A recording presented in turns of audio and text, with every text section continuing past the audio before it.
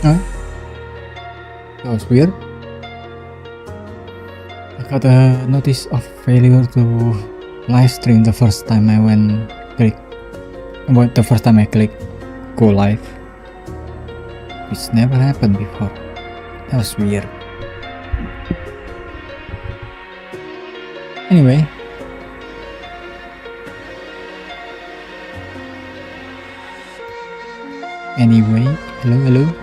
hello. Today I finished Manufacturing Consent yesterday, and it's a really good book that I wish everyone have read, but unfortunately I'm sure most people haven't read that book. It is what it is. So today I've read a little bit about this. I've read a couple of pages and then I thought, hey, this is quite good. Maybe I should just read it later on stream. So that's why I'm live now. As usual, with my reading stream, I want to also play Kind Words, which is a game where you just answer people's letters to you and hopefully help some people, because there's a lot of people that seems lost in this game. Which, to be fair, it is not normal world we're living now.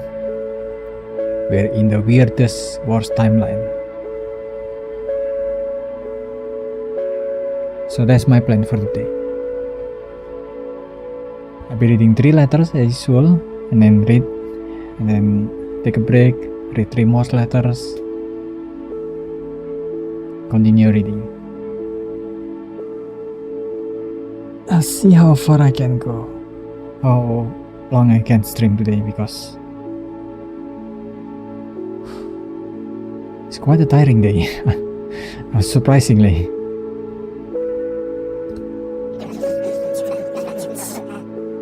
Hey, new sticker, cookie.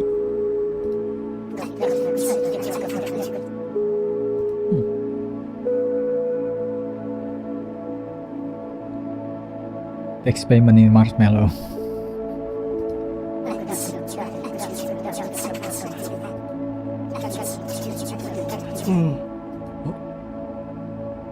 Yakami. What the fuck?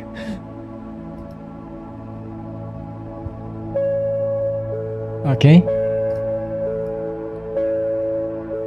Let's see what letters we have today. Whatever is inside me keeps going walkabout and leaving me a numb husk. There is too much ahead of me. I don't have it in me to tackle any of it. I can't even do the things I enjoy. I'm dysfunctional. It feels like things will go on like this forever.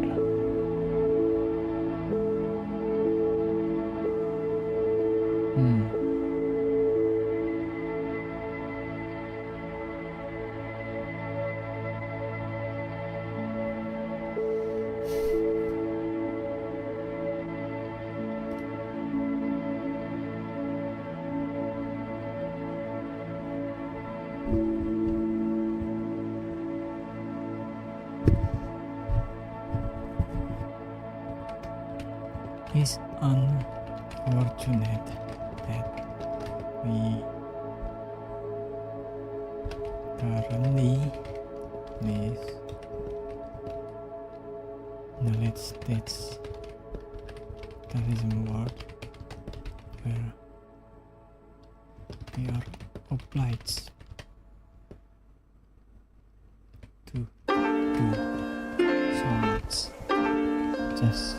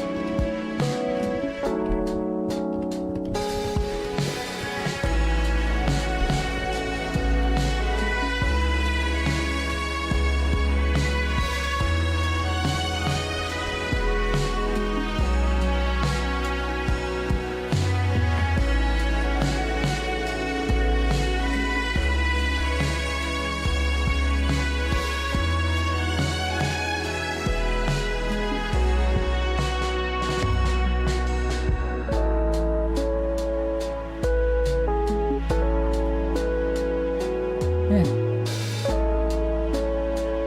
That's my answer anyway.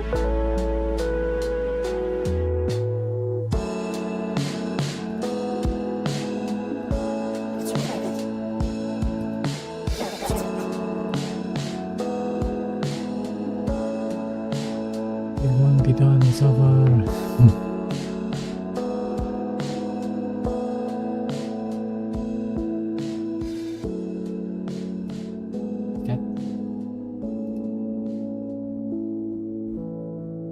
Is this the same person? It's hard to know if the letters are from the same person or not.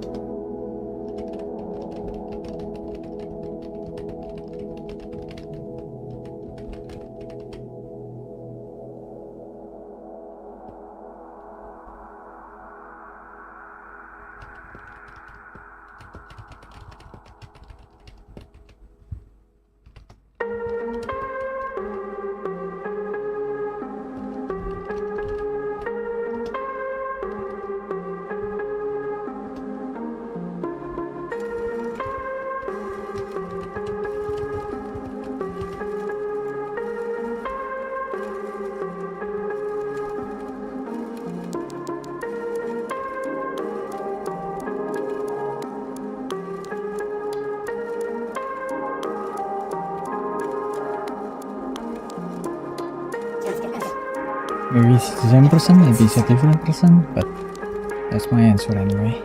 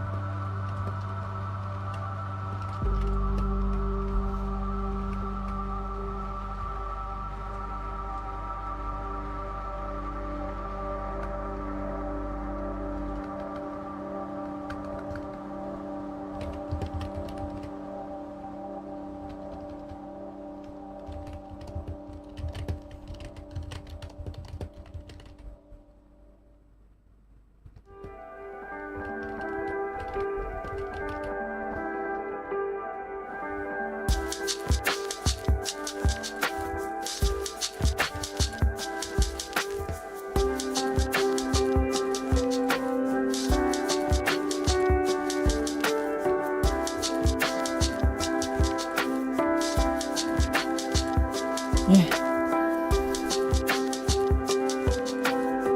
That's what I got.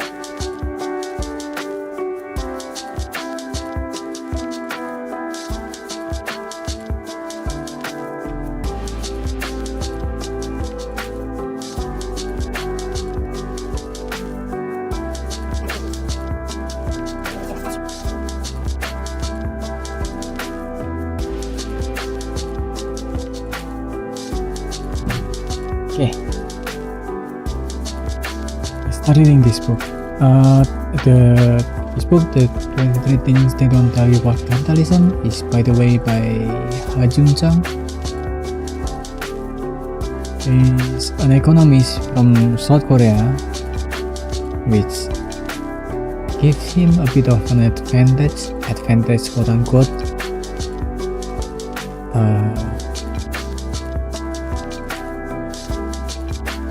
to see what capitalism is, because South Korea is basically a capitalism dystopian, right?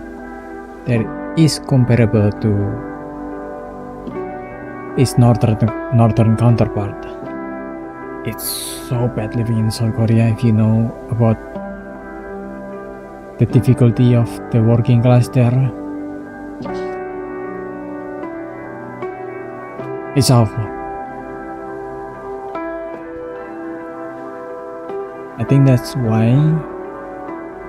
he managed to write a lot of books about capitalism, which I'm planning to read all of them.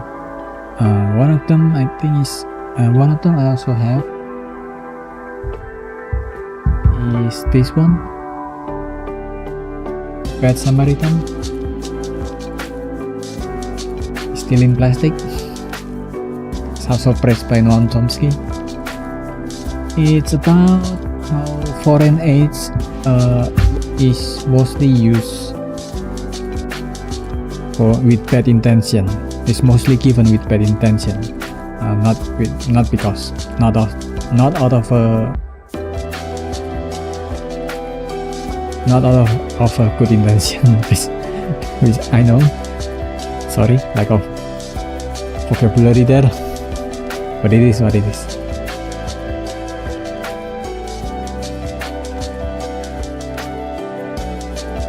And this book is he wrote this book because that book is very specific on US aid, or not just US aid, any foreign aid that mostly comes from Western countries. And this book is about capitalism. That's why on the first page there are 7 ways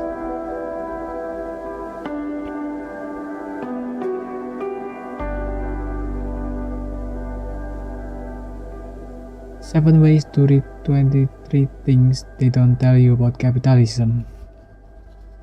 Way 1, if you are not even sure what capitalism is, read these chapter numbers. Way 2, if you think politics is a waste of time, read these chapter numbers listed here. Way 3, if you have been wondering why your life does not seem to get better despite ever-rising income and ever-advancing technologies, read same thing. Way 4, if you read some people are richer than others because they are more capable, better educated, and more enterprising, read 3, 10, 13, etc. Way 5, if you want to know why poor countries are poor and how they can become richer, read these chapter numbers. Way 6, if you think the world is an unfair place but there is nothing much you can do about it, read certain chapter numbers too. And way 7, read the whole thing in the following order, which I will do.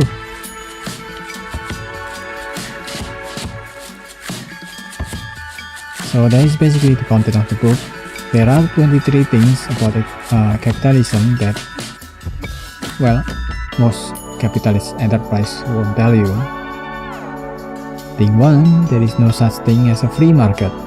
A free market is the practice of privatizing every part of government, which is awful. It never led to good thing, only bad thing. Speaking of thing 2, companies should not be run in the interest of their owners.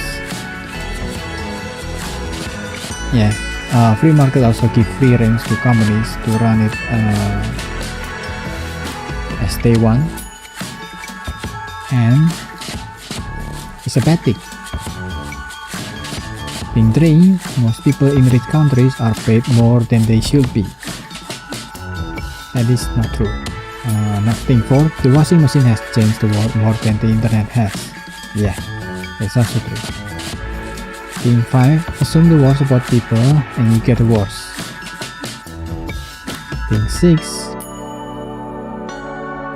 greater macro. Thing 5, assume the worst about people and you get the worst is basically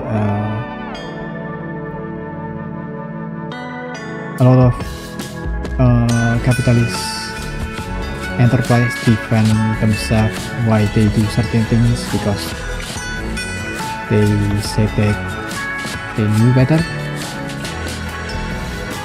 and they don't.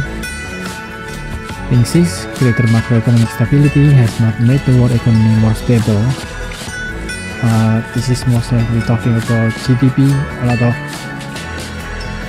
when countries try to show off how they got richer, usually they show GDP instead of the ever-increasing gap between wage and income, and between wage and price.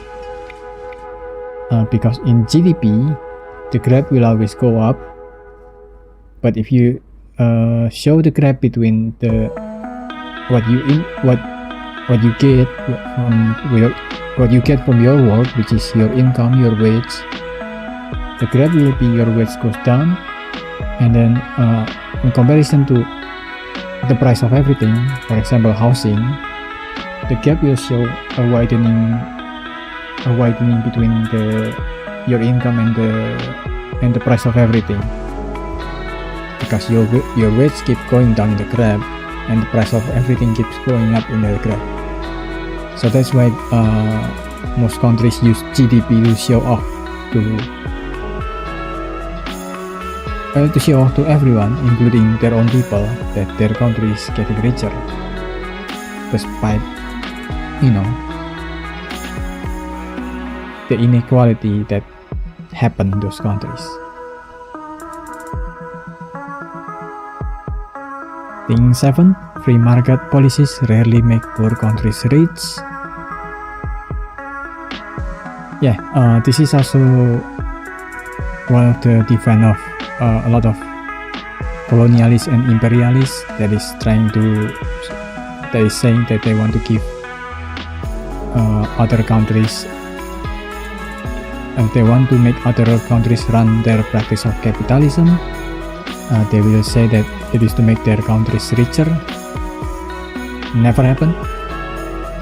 Countries that get richer usually get richer because they are not practicing capitalism actually, but because they're practicing some other variation of either socialism or even communism.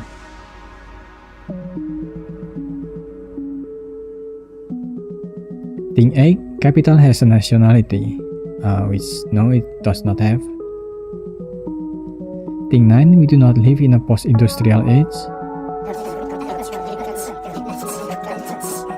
Windows to nowhere. Thing 10. The US does not have the highest living standard in the world. Yeah, that is the biggest joke of all. That the US said that they have the highest, they are the best countries on earth despite ranking the lowest in many categories of quality of life. Thing 11. Africa is not destined for underdevelopment. No, it's because of exploitation by the colonialism. They are not poor. If they are poor, why would other country want to invade them? It's just because they are rich and there are things that they can exploit that they want to invade other countries like Africa.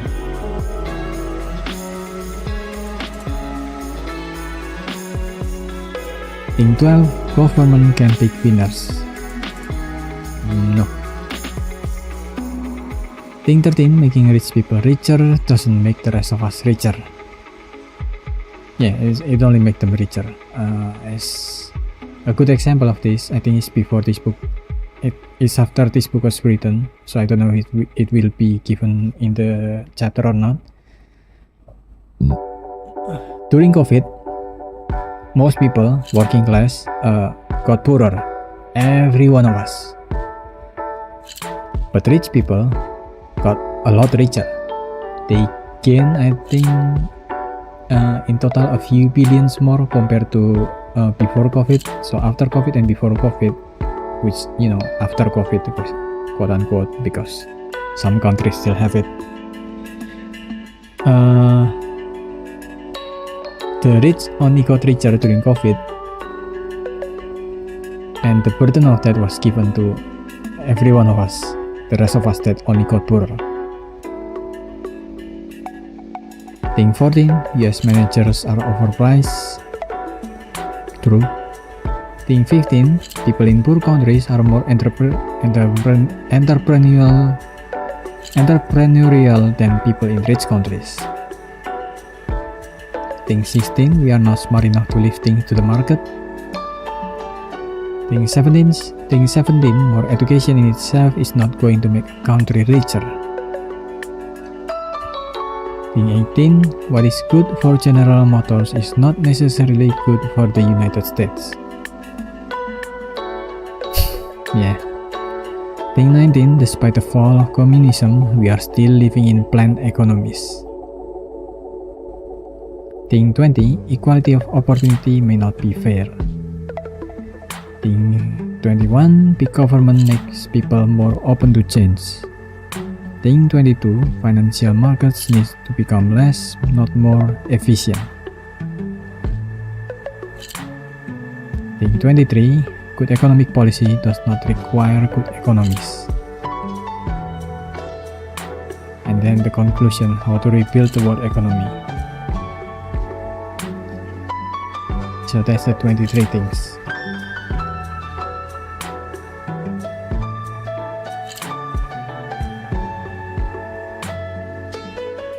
Okay, some acknowledgement that I'm going to read.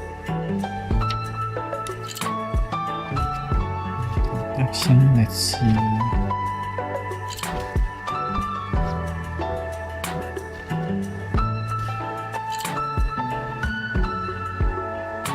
It's not that long. I'll finish the introduction first, then let's read another 3 letters. So, introduction. The global economy lies in tatters, while fiscal and monetary stimulus of unprecedented scale has prevented the financial meltdown of 2008 from turning into a total collapse of the global economy.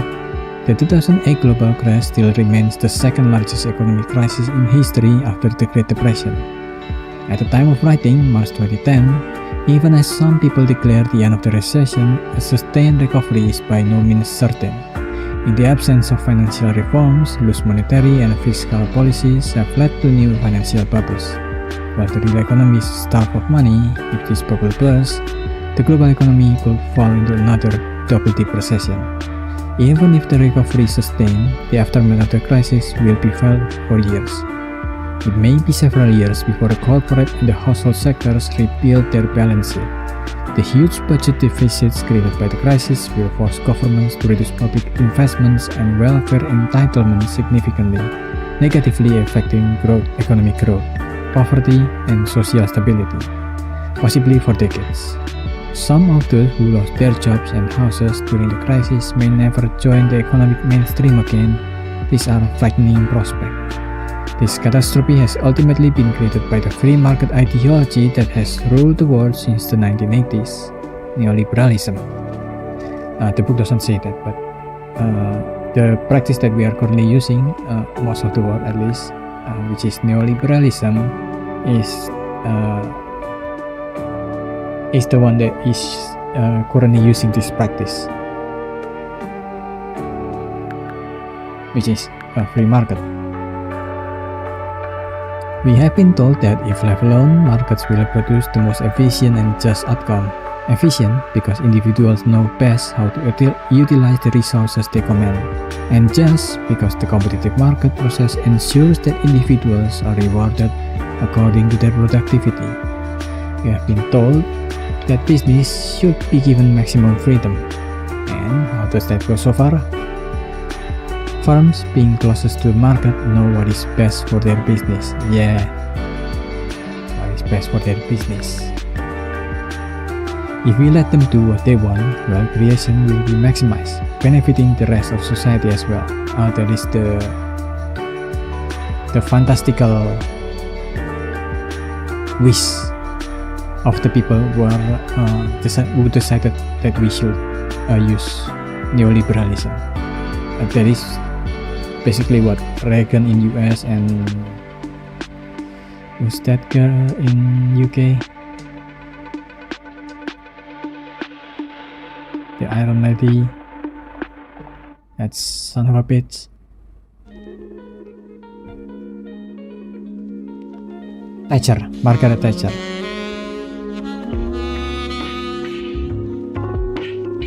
We were told that government intervention in the markets would only reduce their efficiency. Again, Reagan, Thatcher. Government intervention is often designed to limit the very scope of wealth creation for misguided egalitarian reasons. Even when it is not, governments cannot improve on market outcomes as they have neither the necessary information nor the incentive to make good business decisions. In sum, we were told to put all of our trust in the market and get out of its way. Following this advice, most countries have introduced free market policies over the last 3 decades. Privatization of state-owned industrial and financial firms, deregulation of finance and industry, liberalization of international trade and investment, and reduction in income taxes and welfare payments. These policies that advocate admitted may temporarily create some problems such as rising inequality, but ultimately they will make everyone better off by creating a more dynamic and wealthier society. Which did not happen. Instead, inequality kept widening. The rising tide lifts all boats together was the metaphor. The result of these policies has been the polar opposite of what was promised. Yeah. Duh. I mean, at least now, most of us can see it. Everywhere.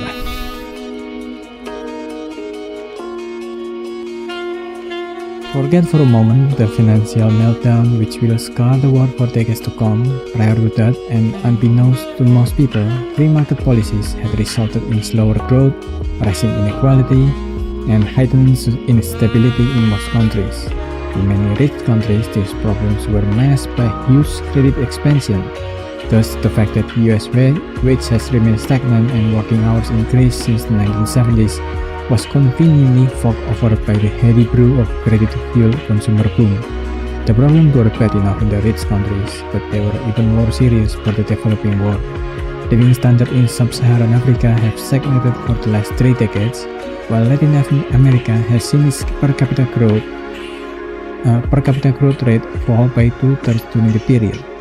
There were some developing countries that grew fast, although with rapidly rising inequality during this period, such as China and India, but these are precisely the countries that, while partially liberalizing, have refused to introduce full-blown free market policies.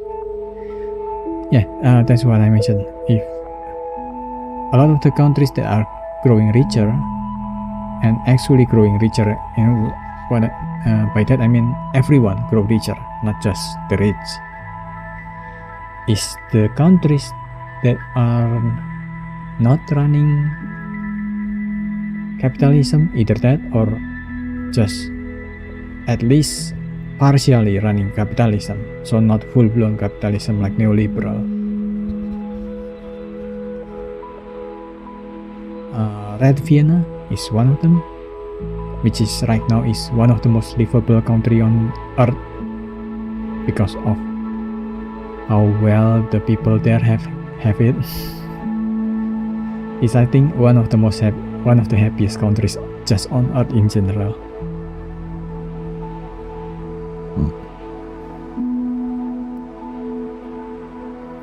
Thus, what we were told by the free marketers, or as they are often called, neoliberal economics, yeah, I was right, was at best only partially true and at worst plain wrong. As I will show throughout this book, the truths peddled by free market ideologues are based on lazy assumptions and blinkered visions, if not necessarily self-serving notions. My aim in this book is to tell you some essential truths about capitalism that the free marketers want. This book is not an anti-capitalist manifesto. Being critical of free market ideology is not the same as being against capitalism, despite its problem and limitation. Ha Junchang is still a pro-capitalist, so he's not socialist or communist, he's capitalist. But he is still very aware that the current one that is running is just the worst version of capitalism. I think even neoclassical economy is still better, or laissez-faire, but laissez-faire is basically just neoliberal.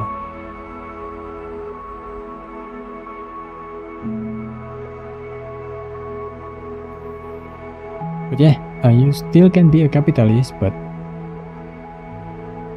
acknowledge that it is, the current one at least, is bad for everyone except for the very rich.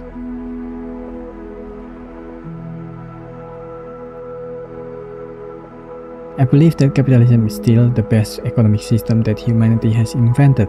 My criticism is of a particular version of capitalism that has dominated the world in the last 3 decades, that is, free market capitalism. This is not the only way to run capitalism, and certainly not the best. As the record of the last 3 decades shows, the book shows that there are ways in which capitalism should and can be made better. Even though the 2008 crisis has made us seriously question the way in which our economies are run, most of us do not pursue such questions because we think that they are ones for the experts. Indeed, they are at one level. The precise answers do require knowledge on many technical issues, many of them so complicated that the experts themselves disagree on them. It is then natural that most of us simply do not have the time or the necessary training to learn all the technical detail before we can pronounce our judgment on the effectiveness of TARP, Troubled Asset Relief Program, the necessity of G20, the wisdom of bank nationalization, or the appropriate level of executive salaries, and when it comes to things like poverty in Africa, the working of the World Trade Organization, or the capital adequacy rules of the Bank for International Settlements, most of us are frankly lost. However, it is not necessary for us to understand all the technical details in order to understand what is going on in the world, and exercise what I call an active economic citizenship to demand the right courses of action from those in decision-making position. After all, we make judgment about all sorts of other issues despite lacking technical expertise. We don't need to be expert epidemiologists in order to know that there should be hygiene standards in food factories butchers and restaurants. Making judgments about economics is no different. Once you know the key principle and basic facts, you can make some robust judgment without knowing the technical details. The only prerequisite is that you are willing to remove those rose-tinted glasses that neoliberal ideologies like you to wear every day. The glasses make the world look simple and pretty, but lift them off and stare at the clear, harsh light of reality. Once you know that there is really no such thing as a free market, you won't be deceived by people who denounce a regulation on the grounds that it makes the market unfree, citing one. When you learn that large and active governments can promote rather than dampen economic dynamism, you will see that the widespread distrust of government is unwarranted. Knowing that we do not live in a post-industrial knowledge economy will make you question the wisdom of neglecting or even implicitly welcoming industrial decline of a country as some government have done. Once you realize that trickle-down economics does not work, you will see the excessive tax cuts for the rich for what they are, a simple upward redistribution of income, rather than a way to make all of us richer as we were told.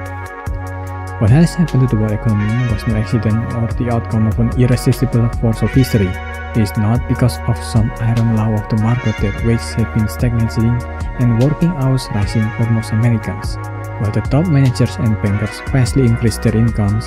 It is not simply because of unstoppable progress in the technologies of communications and transportation that we are exposed to increasing forces of international competition and have to worry about job security. It was not inevitable that the financial sector got more and more detached from the real economy in the last 3 decades, ultimately creating the economic catastrophe we are in today. It is not mainly because of some unalterable structural factors, tropical climate, unfortunate location, or bad culture that poor countries are poor. Human decisions, especially decisions by those who have the power to set the rules, make things happen in the way they happen, as I will explain. Even though no single decision maker can be sure what her actions will always lead to the desired results, the decisions that have been made are not in some sense inevitable. We do not live in the best of all possible worlds. It is different decisions If different decisions had been taken, the world would have been a different place. Given this, we need to ask whether the decisions that the rich and powerful take are based on sound reasoning and robust evidence. Only when we do that can we demand right action from corporations, governments, and international organizations. Without our active economic citizenship, we will always be the victims of people who have greater ability to make decisions, who tells us that things happen because they have to, and therefore that there is nothing we can do to alter them, however unpleasant and unjust they may appear. This book is intended to equip the reader with an understanding of how capitalism really works and how it can be made to work better. It is, however, not an economic for dummies. It is attempting to be both far less and far more. It is less than economics for dummies because I do not go into many of the technical details that even a basic introductory book on economics will be compelled to explain. However, this neglect of technical detail is not because I believe them to be beyond my readers. 95% of economics is common sense made complicated, and even for the remaining 5%, the essential reasoning, if not all the technical details, can be explained in plain terms. It is simply because I believe that the best way to learn economic principles is by using them to understand problems that interest the readers the most. Therefore, I introduce technical details only when they become relevant, rather than in a systematic textbook-like manner. But while completely accessible to non-specialist readers, this book is a lot more than economics for dummies. Indeed, it goes much deeper than many advanced economic books in the sense that it questions many received economic theories and empirical facts that those books take for granted. While it may sound daunting for a non-specialist reader to be asked to question theories that are supported by the experts and to suspect empirical facts that are accepted by most professionals in the field, you will find that this is actually a lot easier than it sounds when you stop assuming that what most experts believe must be right. Most of the issues I discuss in this book do not have simple answers. Indeed, in many cases, my main point is that there is no simple answer, unlike what free market economics want you to believe. However, unless we confront these issues, we will not perceive how the world really works, and unless we understand that, we won't be able to defend our own interests. not to speak of doing greater good as active economic citizen. That's the introduction of the book. It's really good, right?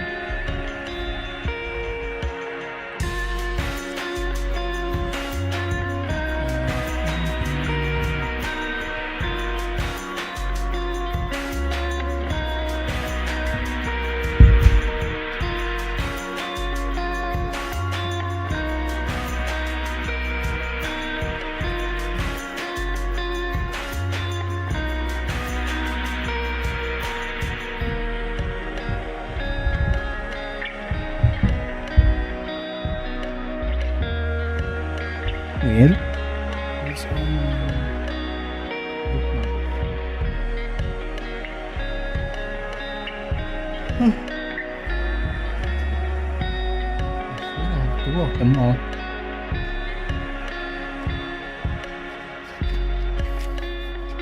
I'm stressed now. God dang it.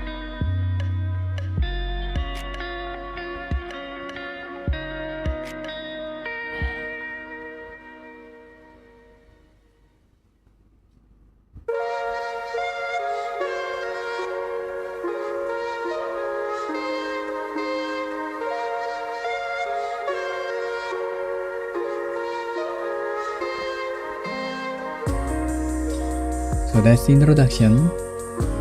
There's people here. I will ask you guys what you think about it. But since no one is here, I'll just reply some letters.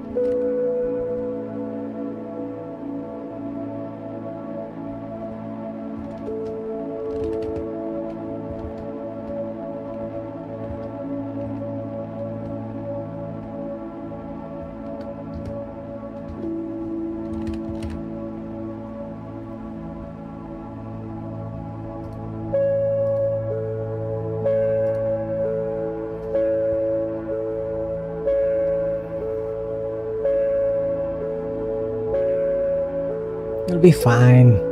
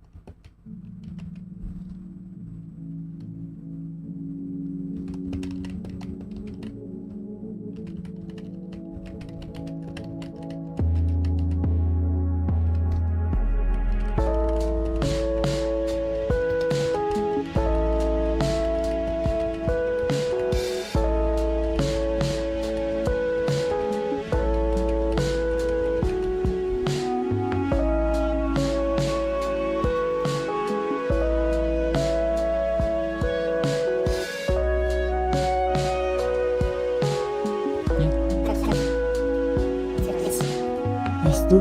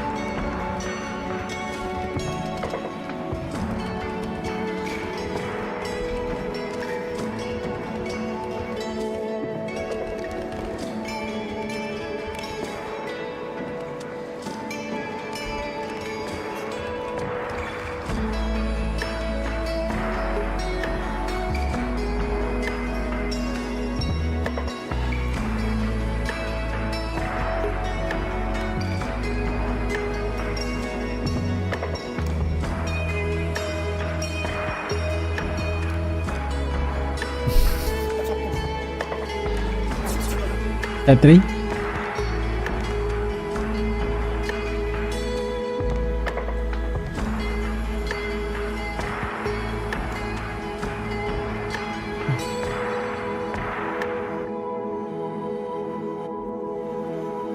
She's thirsty, right?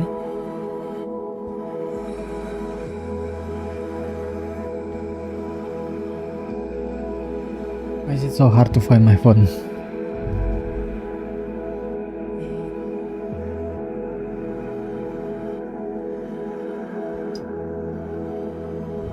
Yeah, it's thirsty.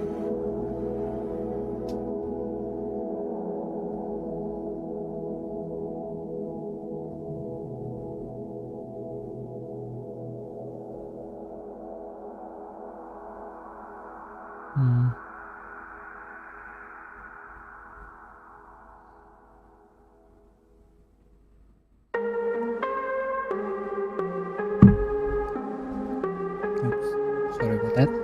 That makes a louder noise than I expected. Okay, let's read a little bit more into chapter 1.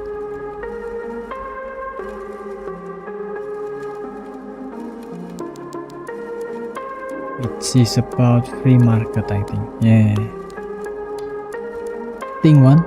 There is no such thing as a free market. What they tell you is markets needs to be free. When the government interferes to dictate what market participants can or cannot do, resources cannot flow to their most efficient use. If people cannot do the things that they find most profitable, they lose the incentive to invest and innovate. Thus, if the government puts a cap on house rents, landlords lose the incentive to maintain their properties or build new ones. Or if the government restricts to the kind of financial products that can be sold, two contracting parties that may both have benefited from innovative transactions that fulfill their idiosyncratic needs cannot reap the potential gain of free contract.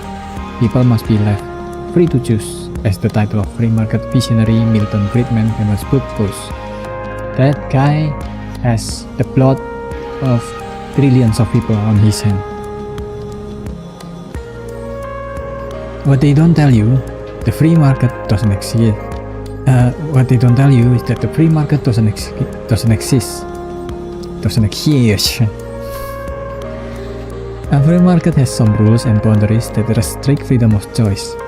A market looks free only because we so unconsciously accept its underlying restriction that we fail to see them. How free a market is cannot be objectively defined. It is a political definition.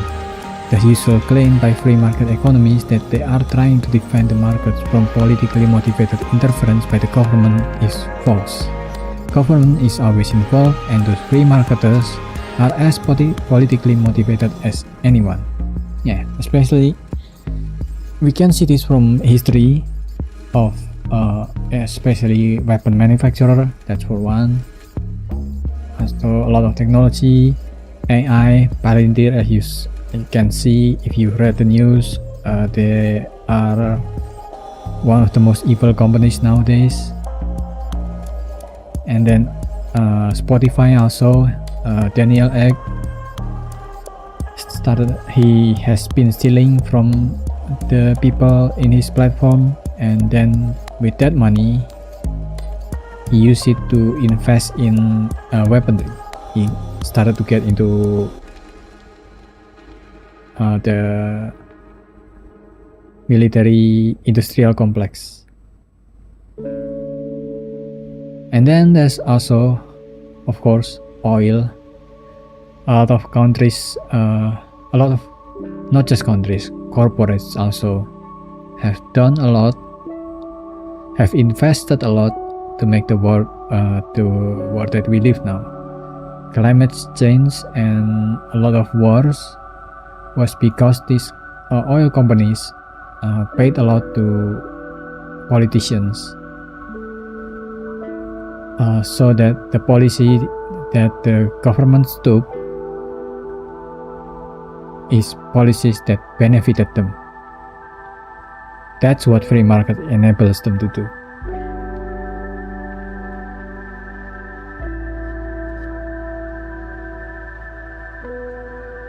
Overcoming the myth that there is such a thing as an objectively defined free market is the first step towards understanding capitalism. Labor ought to be free. In 1819, new legislation to regulate child labor, the Cotton Factories Regulation Act, was tabled in the British Parliament. The proposed regulation was incredibly light touch by modern standards. It would ban the employment of young children, that is, those under the age of 9. Older children, aged between 10 and 16, would still be allowed to work, but with their working hours restricted to 12 per day. Yes, they were really going soft on those kids. God damn! The new rules applied only to cotton factories, which were recognized to be exceptionally hazardous to workers' health. The proposal caused huge controversies. Opponents saw it as undermining the sanctity of freedom of contract and thus destroying the very foundation of the free market. In debating this legislation, some members of the House of Lords objected to it on the ground that labor ought to be free. Their argument said the children want and need to work, and the factory owners want to employ them. What is the problem? Today, even the most ardent free market proponents in Britain or other rich countries would not think of bringing children labor back as part of the market liberalization package that they so want. However, until the late 19th or the early 20th century, when the first serious child labor regulations were introduced in Europe and North America, many respectable people judged child labor regulation to be against the principle of the free market. Thus, the freedom of the market is like beauty in the eyes of the beholder. If you believe that the right of children not to have to work is more important than the right of factory owners to be able to hire whoever they find most profitable, you will not see a ban on child labor as an infringement on the freedom of the labor market. If you believe the opposite, you will see an unfree market, shackled by a misguided government regulation. We don't have to go back 2 centuries to see regulation we take for granted and accept as the ambient noise within the free market that were seriously challenged as undermining the free market. When first introduced, when environmental regulation, example regulation on car and factory emission, appeared a few decades ago, they were opposed by many as serious infringement on our freedom to choose. Their opponents asked, if people want to drive a more polluting car or if factories find more polluting production methods more profitable, why should the government prevent them from making such choices? Today, most people accept these regulations as natural. They believe that actions that harm others, however unintentionally, such as pollution, need to be restricted. They also understand that it is sensible to make careful use of our energy resources when many of them are non-renewable. They may believe that reducing human impact on climate change makes sense too. If the same market can be perceived to have varying degrees of freedom by different people, there is really no objective way to define how free that market is. In other words, the free market is an illusion.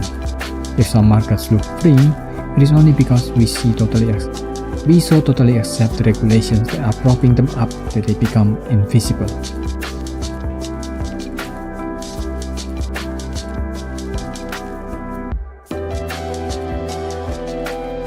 Like many people, as a child, I was fascinated by all those gravity-defying Kung Fu masters in Hong Kong movies. Like many kids, I suspect I was bitterly disappointed when I learned that those masters were actually hanging on piano wires. The free market is a bit like that. We accept the legitimacy of certain regulations so totally that we don't see them. More carefully examined, markets are revealed to be propped up by rules, and many of them. To begin with, there is a huge range of restrictions on what can be traded, and not just bans on obvious things such as narcotic drug or human organs. Electoral votes, government jobs, and legal decisions are not for sale, at least openly. In modern economies, although they were in most countries in the past, university art places may not usually be sold, although in some nations money can buy them either through illegally paying selector or legally donating money to the university. Many countries ban trading in firearms or school. Usually medicine have to be explicitly licensed by the government upon the proof of their safety before they can be marketed. All those regulations are potentially controversial, just as the ban on selling human beings, slave trade was one and a half century ago. There are also restrictions on who can participate in markets. Child labor regulation now bans the entry of children into the labor market. Licenses are required for professions that have significant impact on human life, such as medical doctors or lawyers. It may sometimes be issued by professional associations rather than by governments. Many countries allow only companies with more than a certain amount of capital to set up banks. Even the stock market was under regulation has been a cause of the 2008 global recession. Has regulation on who can trade. You can just turn up in the New York Stock Exchange (NYSE) with a bag of shares and sell them. Companies must fulfill listing requirements, meeting stringent auditing standards over a certain number of years before they can offer their shares for trading. Trading of shares is only conducted by licensed brokers and traders. Conditions of trade are specified too. One of the things that surprised me when I first moved to Britain in the mid-1980s was that one could demand a full refund for a product one didn't like, even if it wasn't faulty. At the time, you just couldn't do that in Korea, except in the most exclusive department stores. In Britain, the consumer's right to change their mind was considered more important than the right of the seller to avoid the cost involved in returning unwanted yet functional products to the manufacturer. There are many other rules regulating various aspects of the exchange process, product liability, failure in delivery, loan default, and so on.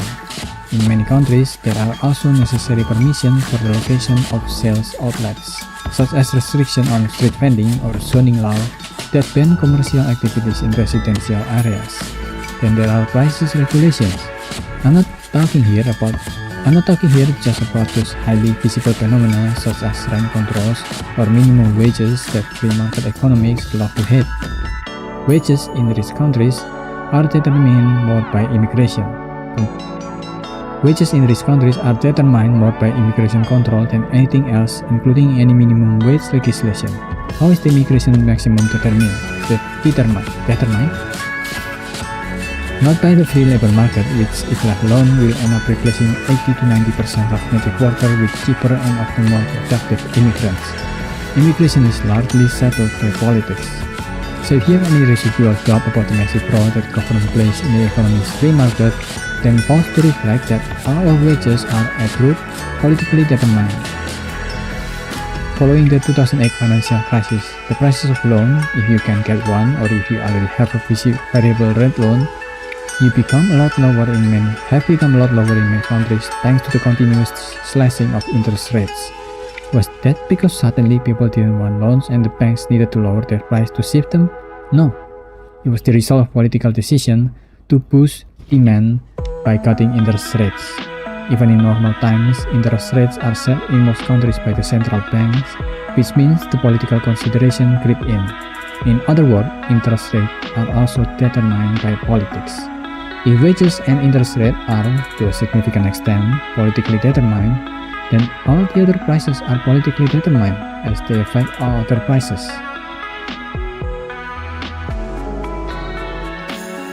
Yeah, it should be obvious, but for some people, it's not. Free market is just an illusion because all these rules are in place to make those illusions still work. But it is still an illusion once you see past through all the glamour.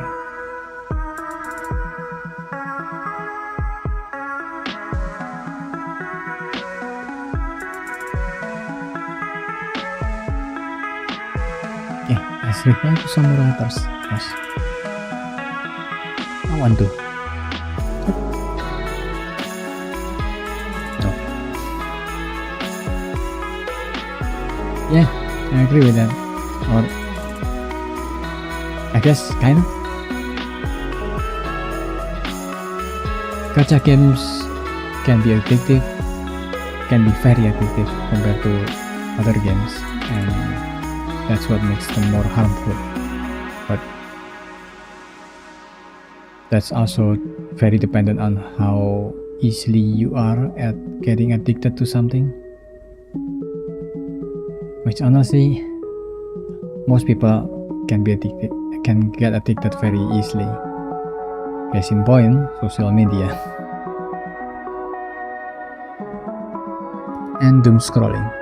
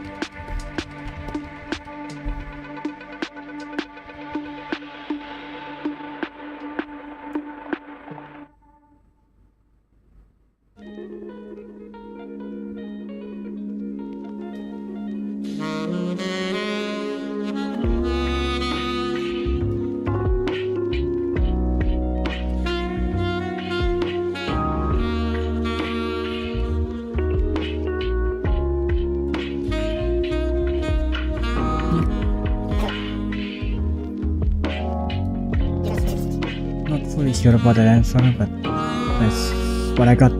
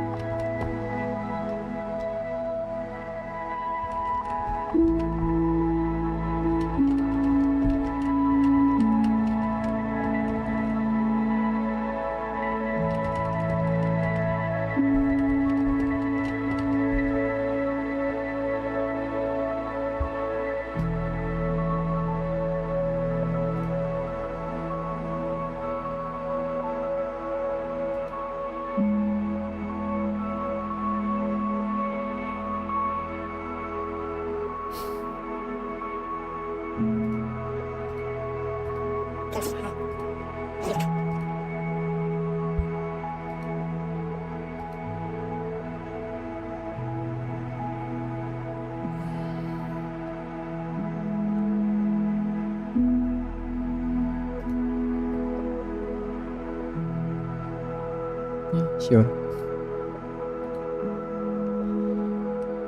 Let me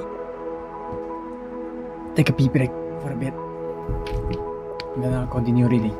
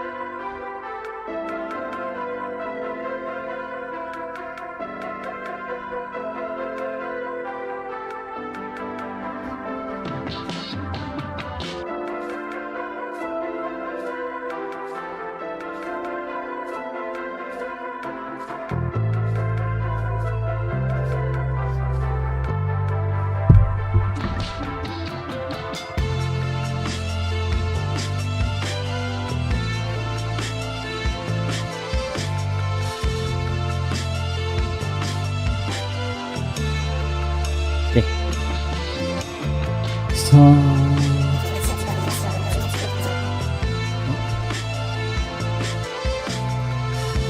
sticker. Hey, thanks. So is free trade fair? We see a regulation when we don't endorse the moral values behind it. The 19th century high tariff restriction on free trade by the US federal government outraged slave owners, who at the same time saw nothing wrong with trading people in a free market. To those who believe that people can be owned, banning trade in slaves was objectionable in the same way as restricting trade in manufactured goods. Korean shopkeepers of the 1980s would probably have thought the requirement for unconditional return to be an unfairly burdensome government regulation restricting market freedom. This clash of values also lies behind the contemporary debate on free trade versus fair trade. Many Americans believe that China is engaged in international trade that may be free but is not fair. In their view, by paying workers unacceptably low wages and making them work in inhuman conditions, China competes unfairly. The Chinese, in turn, can riposte that it is unacceptable that rich countries, while advocating free trade, try to impose artificial barriers to Chinese export by attempting to restrict the import of sweatshop products. They find it unjust to be prevented from exploiting the only resource they have in greatest abundance, cheap labor. Of course, the difficulty here is that there is no objectionable way to define unacceptably low wages or inhuman working conditions, with the huge international gaps that exist in the level of economic development and living standards. It is natural that what is a starvation wage in the US is a handsome wage in China, the average being 10% that of the US, and a fortune in India, the average being 2% that of the US. Indeed, most fair trade-minded Americans would not have bought things made by their own grandfathers, who worked extremely long hours under inhuman conditions. Until the beginning of the 20th century, the average work week in the US was around 60 hours. At the time, in 1905 to be more precise, it was a country in which the Supreme Court declared unconstitutional a New York state law limiting the working days of bakers to 10 hours, on the ground that it deprived the baker of the liberty of working as long as he wished. What? Thus, the debate about fair trade is essentially about moral values and political decisions, and not economics in the usual sense, even though it is about an economic issue. It is not something economists would, with their technical toolkits, are particularly well equipped to rule on. All this does not mean that we need to take a relativist position and fail to criticize anyone because anything goes. We can, and I do, have a view on the acceptability of prevailing labor standard in China or any other country for that matter, and try to do something about it, without believing that those who have a different view are wrong in some absolute sense. Even though China cannot afford American wage or a Swedish working condition, it certainly can improve the wages and the working condition of its worker. Indeed, many Chinese don't accept the prevailing condition and demand tougher regulations. But economic theory, at least free market economics, cannot tell us what the right wages and working conditions should be in China.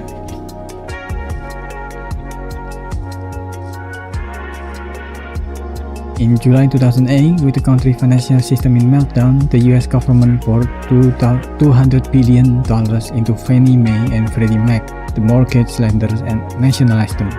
On witnessing this, the Republican Senator Jim Bunning of Kentucky famously denounced the action as something that could only happen in a socialist country like France. France was bad enough, but on 19 September 2008, Senator Bunning's beloved country was turned into the evil empire itself by his own party leader, according to the plan announced that day by President George W. Bush and subsequently named TARP, Troubled Asset Relief Program. The US government was to use at least $700 billion of taxpayers' money to buy up the toxic assets choking up the financial system. President Bush, however, did not see things quite that way. He argued that rather than being socialist, the plan was simply a continuation of the American system of free enterprise, which rests on the conviction that the federal government should interfere in the marketplace only when necessary. Only that, in his view, nationalizing a huge sum of the financial sector was just one of those necessary things.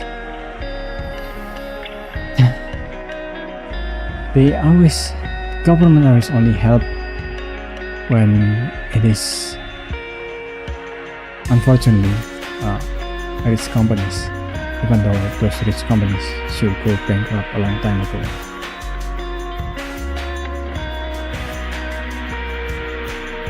And those money could have been used for a lot of better things, and not to corporates. Mr. Bush's statement is, of course, an ultimate example of political doublespeak. One of the biggest state interventions in human history is dressed up as another workday market process. However, through this work, Mr. Bush exposed the flimsy foundation on which the myth of the free market stands. As the statement so clearly reveals, what is a necessary state intervention consistent with free market capitalism is really a matter of opinion. There is no scientifically defined boundary for free market. If there is nothing sacred about any particular market boundaries that happen to exist, an attempt to change them is as legitimate as the attempt to defend them. Indeed, the history of capitalism has been a constant struggle over the boundaries of the markets. A lot of the things that are outside the market today have been removed by political decision, rather than the market process itself. Human beings, government jobs, electoral votes, legal decisions, university places, or uncertified medicines. There are still attempts to buy at least some of these things illegally, bribing government officials, judges, or voters, or legally, using expensive lawyers to win lawsuits, donation to political parties, etc. But even though there have been movement in both directions, the trend has been toward less marketization. For goods that are still traded, more regulations have been introduced over time, compared even to a few decades ago. Now we have much more stringent regulation on who can produce what. Example, certificates for organic or fair trade producer. How can they be produced? Example, restriction on pollution or carbon emission, and how they can be sold. Example, rules on product labeling and on refunds. Furthermore, reflecting its political nature, the process of redrawing the boundaries of the market has sometimes been marked by violent conflicts. The American fought a civil war over free trade in slaves, although free trade in goods or the traffic issues was also an important issue. The British government fought the Opium War against China to realize a free trade in opium. Yeah, that's another one of those fucked up things that the Britain would like to just forget often. Making free markets in government jobs or votes illegal has been met with stiff resistance by political parties who both vote and lease out government jobs to reward loyalists. These practices came to an end only through a combination of political activism, electoral reforms, and changes in the rules regarding government hiring. Recognizing that the boundaries of the market are ambiguous and cannot be determined in an objective way, let us realize that economics is not a science like physics or chemistry, but a political exercise. Free market economics may want you to believe that the correct boundaries of the market can be scientifically determined, but this is incorrect.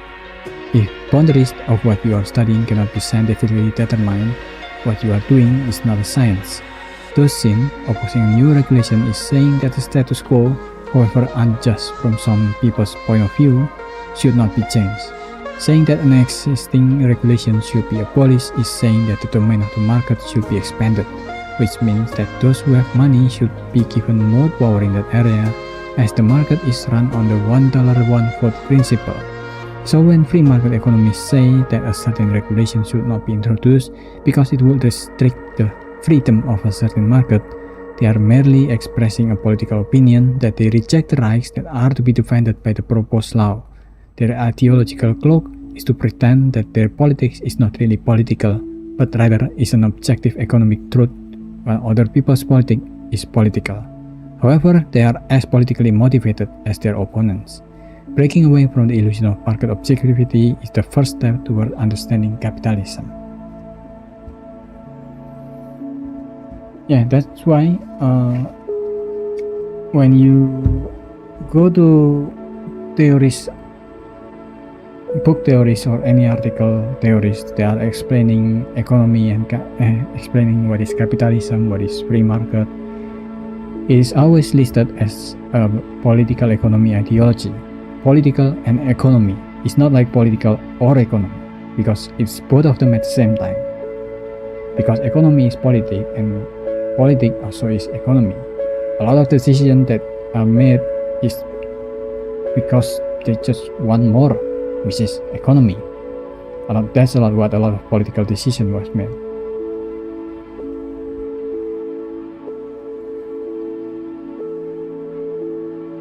So you cannot separate the two of them, no matter how much people would want to tell you that they should be separated.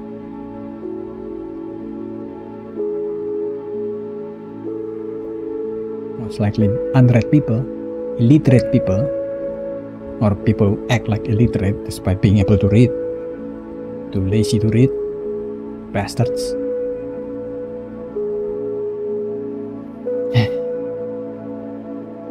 Anyway, let's read some more letters.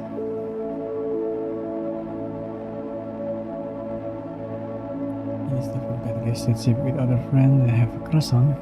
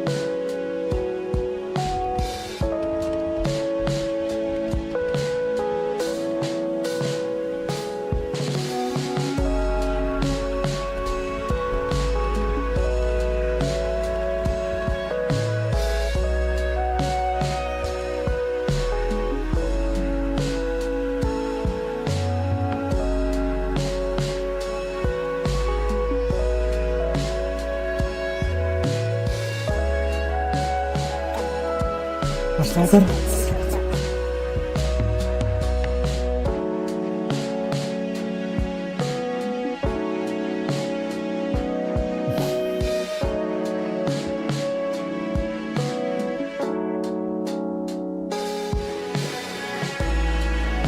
Now the story changes. What the fuck, man?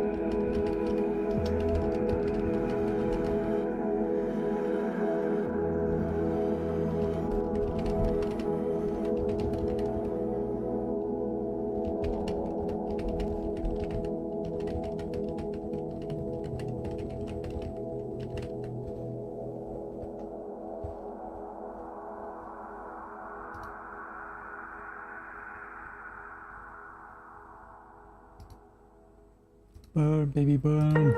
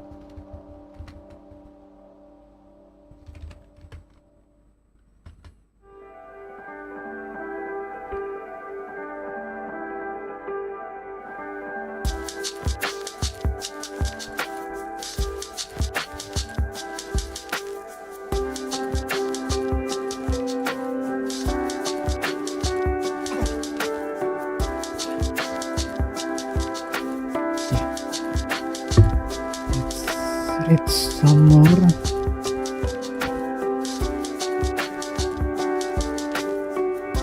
Okay, so what I've read so far is the introduction and also the first chapter, which is thing 1.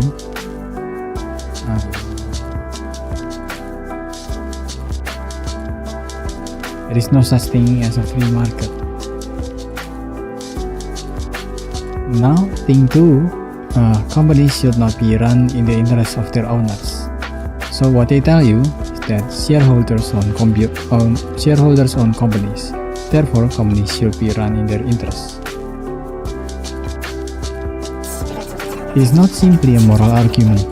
The shareholders are not guaranteed any fixed payments, unlike the employees who have fixed wages, the supplier who are paid specific prices, the lending banks who get paid fixed interest rates, and others involved in the business. Shareholders' incomes vary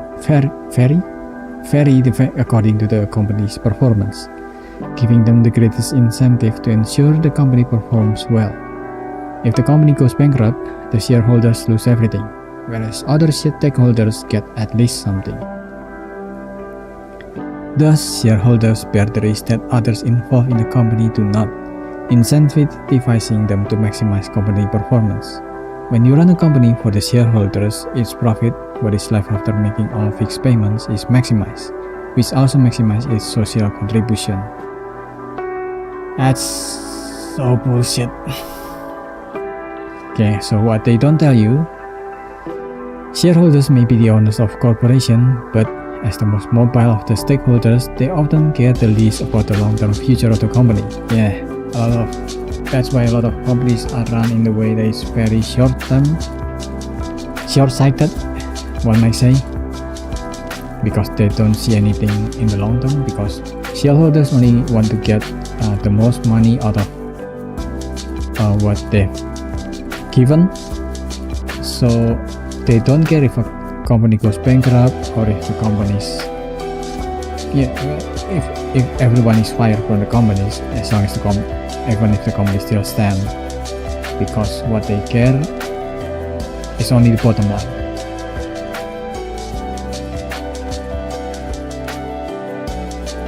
Unless they are so big that they cannot really sell their shares without seriously disrupting the business. Consequently, shareholders, especially but not exclusively the smaller ones, prefer corporate strategies that maximize short-term profits, usually at the cost of long-term investment, and maximize the dividends from those profits, which even further weakens the long-term prospect of the company by reducing the amount of retained profit that can be used for investment. Running the company for the shareholders often reduces its long-term growth potential. Karl Marx, Defends capitalism. You have possibly noticed that many company names in the English-speaking world comprise the letter L. PLC, LLC, Ltd, etc. The letter L in this acronym stands for limited, short for limited liability. Public limited company, PLC, limited liability company, LLC, or simply limited company, Ltd. Limited liability means that investors in the company will lose only what they have invested, their shares, should it go bankrupt. However, you might not have realized that the L word, that is limited liability, is what has made modern capitalism possible. Today, this form of organizing a business enterprise is taken for granted, but it wasn't always like that. Before the invention of the limited liability company in 16th century Europe, or the joint stock company as it was known in its early days, businessmen had to risk everything when they started a venture. When I say everything, I really mean everything, not just personal property. Unlimited liability meant that a failed businessman had to sell all his personal properties to repay all the debts, but also personal freedom. They could go to a debtor's prison should they fail to honor their debts. Given this, it is also a miracle that anyone was willing to start a business at all. Unfortunately, even after the invention of limited liability, it was in practice very difficult to use it until the mid-19th century. You need a royal charter in order to set up a limited liability company or a government charter in a republic. It was believed that those who were managing a limited liability companies without owning its 10%, 100% would take excessive risk, because part of the money that they were risking was not their own. At the same time, the non-managing investor in a limited liability company would also become less vigilant in monitoring the managers as their risks were capped at their respective investments. Adam Smith, the father of economics and the patron saint of free market capitalism, opposed limited liability on these grounds. He famously said that the directors of joint stock companies, being the managers rather of other people's money than of their own, it cannot well be expected that they would watch over it with the same anxious vigilance with which the partners in a private company. Example, partnership which demands unlimited liability frequently watch over their own. Therefore, countries typically granted limited liability only to exceptionally large and risky ventures that were deemed to be of national interest, such as the Dutch East India Company set up in 1602 and its arch rival, the British East India Company, and the notorious South East Company of Britain. That East India Company and British. The speculative bubble surrounding which in 1721 gave limited liability companies a bad name for generations.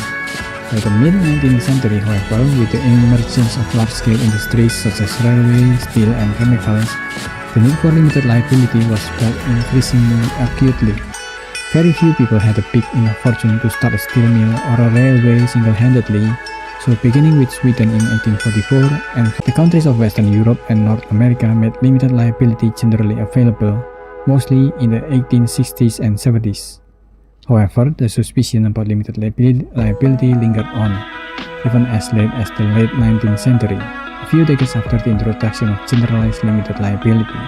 Small businessmen in Britain, who being actively in charge of a business as well as an owner, sought to limit responsibility for his debt by the device of incorporation. Limited liability were frowned upon, according to an influential history of Western Europe entrepreneurship. Interestingly, one of the first people who realized the significance of limited liability for the development of capitalism was Karl Marx, the supposed arch-enemy of capitalism.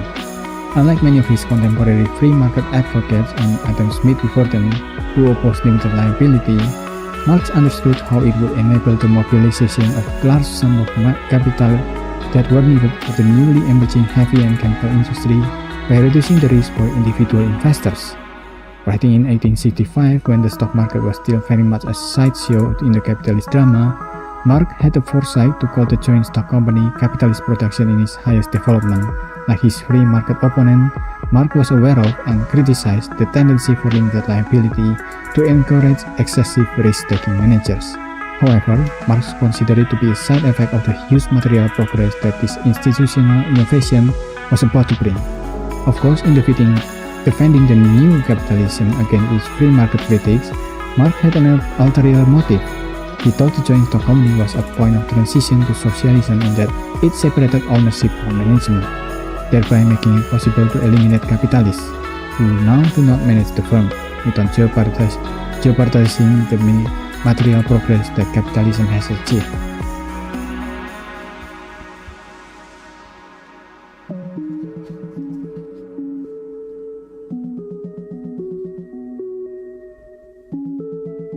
Yeah, this chapter I think goes further into shareholders and how shareholders in the world works with basically the L word, like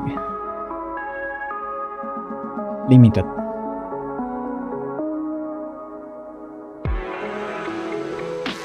A lot of people who don't understand capitalism and how it works right now often defend it by saying that often defend shareholders by saying that, well, there is their money there. It's no. A lot of them was insured to get their money back when they invest something, or at least just lose a little bit of what they invest. They did not just lose everything, the company went under. That's why they always run it to the ground most of the time, especially if you are in what's the name?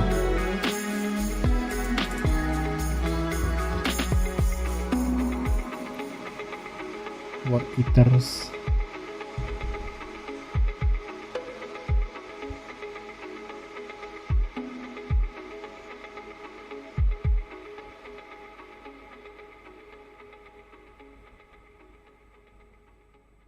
Venture capital, yeah. That's what I was trying to say.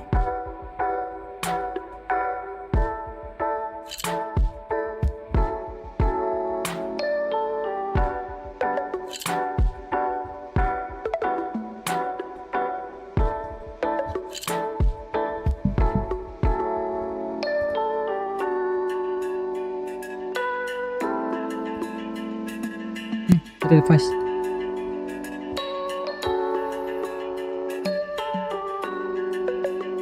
Let's read a couple more letter and then get back to chapter 2.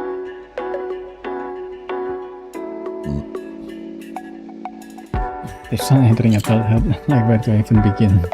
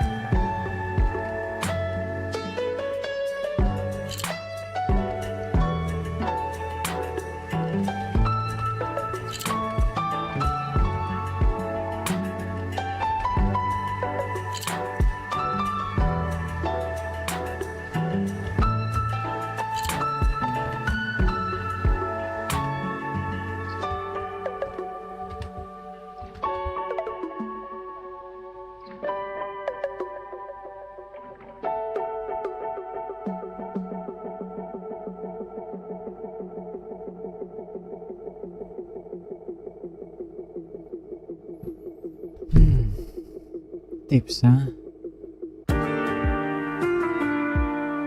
Read book, workout.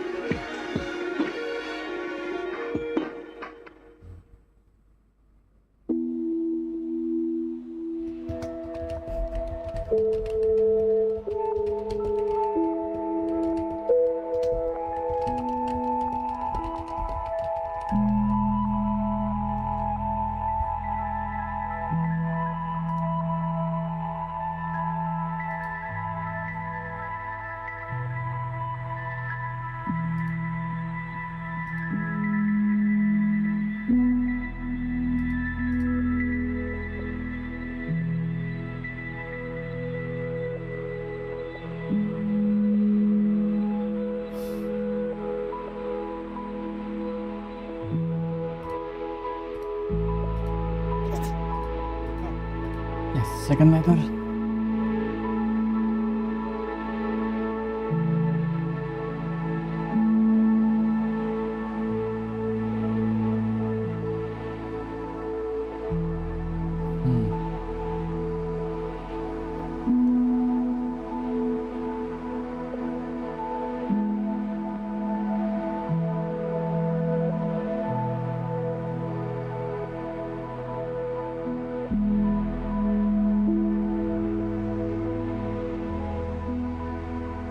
How would free courses make him pay out of pocket?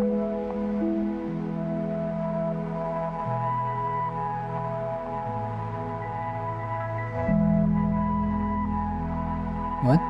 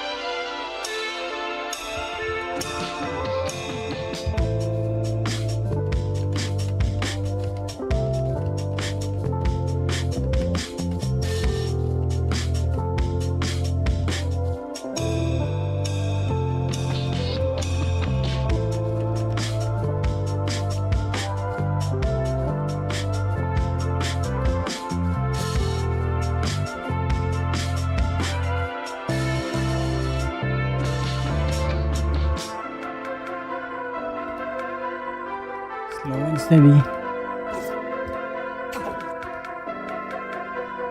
Okay, last letter. Then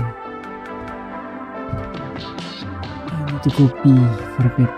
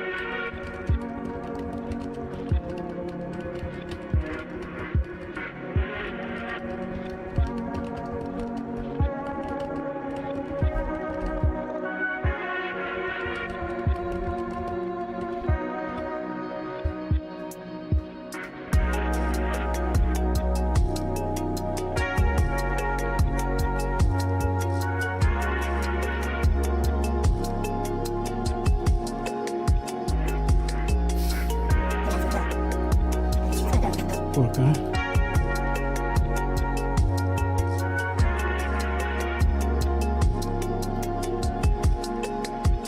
Okay, let me take a wee break.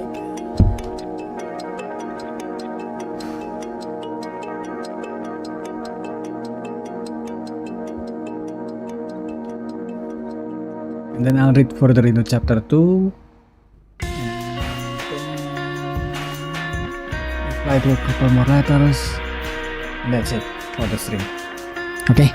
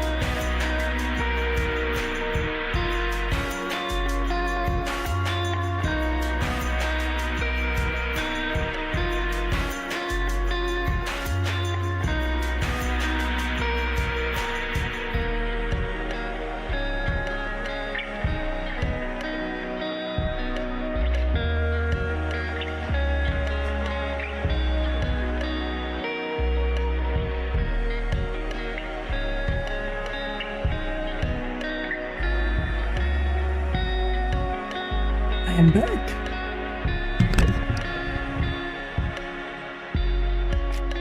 Time to read.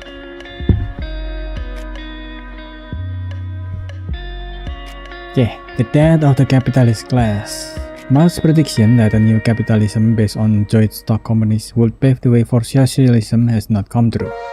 However, his prediction that the new institution of generalized limited liability would put the productive forces of capitalism onto a new plane proved extremely prescient. During the late 19th and early 20th centuries, limited liability hugely accelerated capital accumulation and technological progress. Capitalism was transformed from a system made up of Adam Smith's bin factories, butchers, and bakers into most dozens of employees and managed by a sole owner into a system of huge corporations hiring hundreds or even thousands of employees, including the top managers themselves, with complex organizational structures. Initially, the long-feared managerial incentive problem of limited liability companies, that the managers, playing with other people's money, would take excessive risks, did not seem to matter very much. In the early days of limited liability, many large firms were managed by a charismatic entrepreneur, such as Henry Ford, Thomas Edison, or Andrew Carnegie, who owned a significant chunk of the company. Even though these part owner managers could abuse their position and take excessive risks, which they often did, there was a limit to that. Owning large chunks of the economy, they were going to hurt themselves if they made an overly risky decision. Moreover, many of these part owner managers were men of exceptional ability and vision, so even their poorly incentivized decisions were often superior to those made by most of those well-incentivized full owner managers. However, as time wore on, a new class of professional managers emerged to replace these charismatic entrepreneurs. As companies grew in size, it became more and more difficult for anyone to own a significant share of them. Although in some European countries such as Sweden, the founding families or foundations owned by them hung on as the dominant shareholders thanks to the legal allowance to issue new shares with smaller, typically 1%, sometimes even 0.1% voting rights. With these changes, professional managers become the dominant players and the shareholders become increasingly passive in determining the way in which companies were run. From the 1930s, the talk was increasingly of the birth of managerial capitalism, where capitalists, in the traditional sense, the captains of industry as the Victorians used to call them, had been replaced by career bureaucrats, private sector bureaucrats, but bureaucrats nonetheless. There was an increasing worry that these hired managers were running the enterprises in their own interests rather than in the interests of their legal owners, that is, the shareholders. When they should be maximizing profits, it was argued these managers were maximizing sales to maximize the size of the company and thus their own prestige.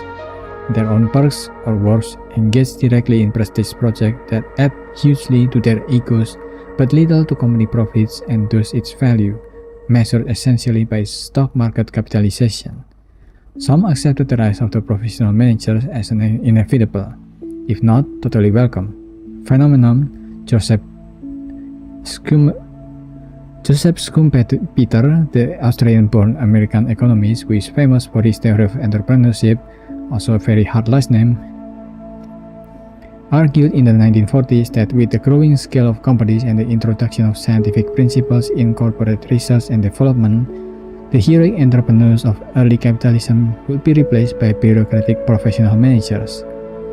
Schumpeter believed this would reduce the dynamism of capitalism but thought it inevitable. Writing in the 1950s, John Kenneth Galbraith, the Canadian-born American economist, also argued that the rise of large corporations managed by professional managers was unavoidable and therefore that the only way to provide countervailing forces to those enterprises was through increased government regulation and enhanced union power. However, for decades after that, more pure-blooded advocates of private property have believed that managerial incentives need to be designed in such a way that the managers maximize profits. Many fine brains have worked on this incentive design problem, but the Holy Grail proved elusive. Managers could always find a way to observe the letter of the contract but not the spirit, especially when it is not easy for shareholders to verify whether poor profit performance by a manager was the result of his failure to pay enough attention to profit figures or due to forces beyond his control. And then in the 1980s, the Holy Grail was found. It was called the principle of shareholders' value maximization. It was argued that professional managers should be rewarded according to the amount they give to shareholders. In order to achieve this, it was argued first profits need to be maximized by ruthlessly cutting costs, wage bills, investment, inventories, middle-level managers, and so on. Second, the highest possible share of these profits need to be distributed to the shareholders through dividends and share buybacks. In order to encourage managers to behave in this way, the proportion of their compensation package that stock option accounts for needs to be increased, so that they identify more with the interests of the shareholders. The idea was advocated not just by shareholders, but also by many professional managers, most famously by Jack Welch, the longtime chairman of General Electric, that bastard, who is often credited with coining the term shareholder value in a speech in 1981. Soon after Welch's speech, shareholder value maximization became the zeitgeist of the American corporate world. In the beginning, it seemed to work really well for both the managers and the shareholders. The share of profits in national income, which had shown a downward trend since the 1960s, sharply rose in the mid-1980s and has shown an upward trend since then, and the shareholders got a higher share of that profit as dividends, while seeing the value of their share size. Distributed profit as a share of total US corporate profit stood at 35 to 45% between 1940s and 1960s. It has been on an upward trend since the late 70s and now stand at around 60%. The managers saw their compensation rising through the roof, but shareholders stopped questioning their pay packages as they were happy with averaging share price and dividends. The practice soon spread to other countries, more easily to countries like Britain, which had a corporate power structure and managerial culture similar to those of the US, and less easily to other countries, as we shall see below.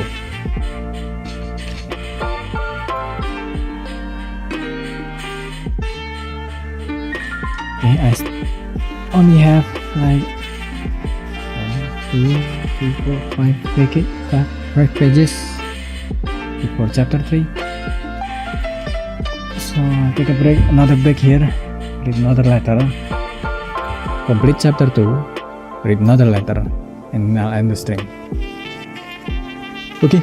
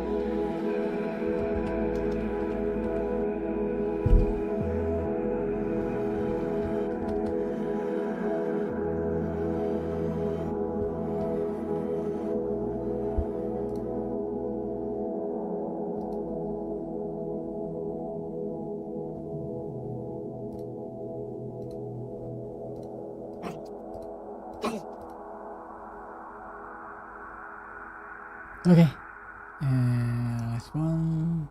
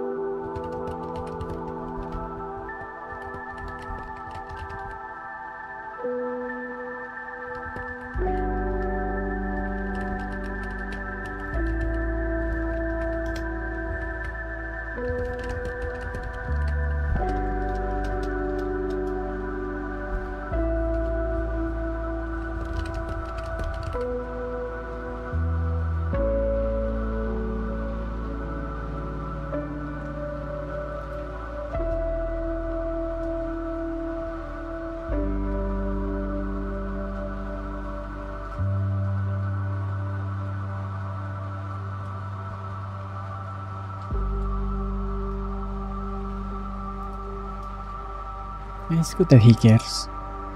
It's really good. Most people can be mean, so I understand that this guy is feeling guilty.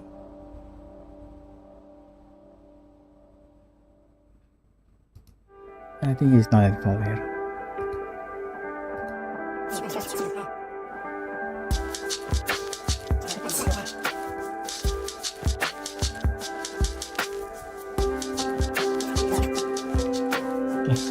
just finished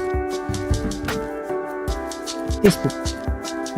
Not finished this book, just chapter 2. I don't think I have the capability of reading out loud the entire book in one stream. Now, this unholy alliance between the professional managers and the shareholders was all financed by squeezing the other stakeholders in the company, which is why it has spread much more slowly to other rich countries, where the other stakeholders have greater relative strength. Jobs were ruthlessly cut, many workers were fired and rehired as non-unionized labor with lower wages and fewer benefits, and wage increases were suppressed, often by relocating to or outsourcing from low-wage countries such as China and India, or the threat to do so. The suppliers and their workers were also squeezed by continued cuts in procurement prices, while the government was pressured into lowering corporate tax rates and or providing more subsidies. With the help of the threat of relocating to countries with lower corporate tax rates and or higher business subsidies. As a result, income equality soared, and in a seemingly endless corporate boom, ending of course in 2008, the vast majority of the American and the British population could share in the apparent prosperity only through borrowing at unprecedented rates. The immediate income redistribution into profit was bad enough, but the ever-increasing share of profit in national income since the 1980s has not been translated into higher investment either. Investment as a share of US national output has actually fallen rather than risen, from 20.5% in the 1980s to 18.7% since then, 1990s to 2009. It may have been acceptable if this lower investment rate has been compensated for by a more efficient use of capital, generating higher growth. However, the growth rate of the per capita income in the US fell from around 2.6% per year in the 1960s and 70s to 1.6% during 1990s to 2009. That's a lot. The heyday of shareholder capitalism in Britain, where similar changes in corporate behavior were happening, per capita income growth rates fell from 2.4% in the 1960s to 70s, when the country was allegedly suffering from the British disease, to 1.7% during 1990s to 2009. So running companies in the interest of the shareholders does not even benefit the company in the efficiency, that is, ignoring the upward income redistribution. Fuck. This is not all. The worst thing about shareholder value maximization is that it does not even do the company itself much good. The easiest way for a company to maximize profit is to reduce expenditure, as increasing revenues is more difficult. By cutting the wage bill through job cuts and by reducing capital expenditure by minimizing investment, generating higher profit, however, is only the beginning of shareholders' value maximization. The maximum proportion of the profit thus generated needs to be given to the shareholders in the form of higher dividends, or the company uses part of the profits to buy back its own share, thereby keeping the share price up and thus indirectly redistributing even more profits to the shareholders, who can realize higher capital gains should they decide to sell some of their shares. Share buyback used to be less than 5% of US corporate profit for decades until the early 1980s. But have kept rising since then and reached an epic proportion of 90% in 2007. What the fuck, man? And an absurd 280% in 2008.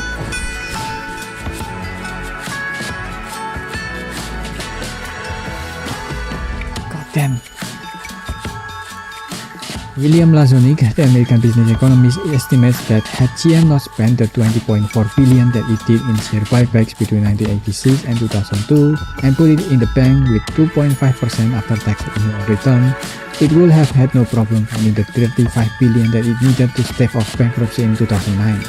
And all these bins of profits, the professional managers benefit enormously too, as they own a lot of shares themselves through stock options. All this damages the long-run prospect of the company. Cutting jobs may increase productivity in the short run, but may have negative long-term consequences. Yes, because moral drop after that. Also, more there are less people with more expertise in the job. So the company itself deliver worse product after job cut usually. Which is why in gaming company, a lot of these companies that keep cutting people off, then release worse game because there's less expert on the field now, on the company at least. Having fewer workers means increased work intensity, which makes workers tired and more prone to mistake, lowering product quality and thus a company reputation. More importantly, the heightened insecurity coming from the constant job threat of job cuts, it's basically like if right now you're working and then in the place where you work, on the top of your chair, the place that you sit in your work, there's always a sword dangling over your head that is attached to a string, and that string can be cut off at any time. So bad for moral.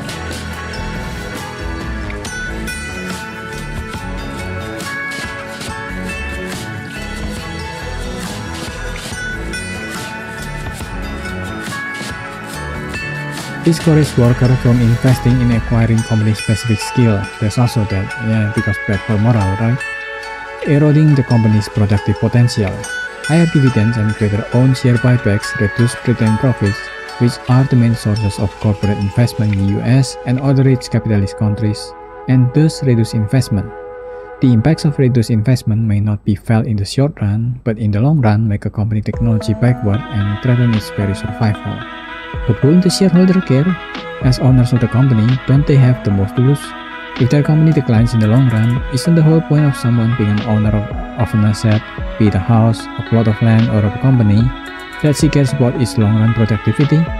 If the owners are letting all this happen, defenders of the status quo would argue it must be because that is what they want, however insane it may look to outsiders. Unfortunately, despite being the legal owners of the company, shareholders are not the ones who are least committed among the various stakeholders to the long-term viability of the company. This is because they are the ones who can exit the company most easily. They just need to sell their shares, if necessary at a slight loss, as long as they are smart enough not to stick to a loss difficult for other stakeholders, such as workers and suppliers, to exit the company and find another engagement, because they are likely to have accumulated skills and capital equipment. In the case of the suppliers, they are specific to the companies they do business with. Therefore, they have a greater stake in the long-run viability of the company than most shareholders. This is why maximizing shareholder value is bad for the company as well as the rest of the economy. That is why one of the arguments against capitalism is when capitalists say that capitalist is good, incentivize people to be more productive and to be more, how do I say this? What is the word?